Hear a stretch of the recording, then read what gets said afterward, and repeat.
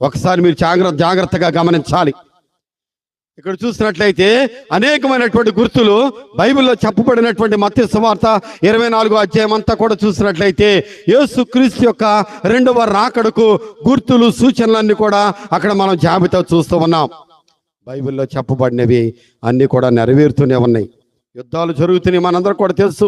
Hamas కానీ, Ukraine కానీ, India Pakistan కానీ, రష్యా కానీ అనేకమైనటువంటి దేశాల్లో యుద్ధాలు జరుగుతూనే ఉన్నాయి.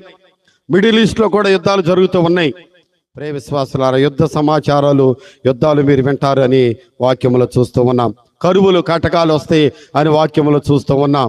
అనేక మందికి కరువులు వస్తాయి, వర్షాలు ఉండవు, మరి కాలము మారిపోతుంది అని మనం విన్నాం. అది నెరవేరుతూనే ఉంది. యేసుక్రీస్తు రెండవ రాకడకు అతి సమీపమైనది. మరి ముఖ్యంగా ఏమిటంటే చూసినట్లయితే ఈ రోజుల్లో మానవుల యొక్క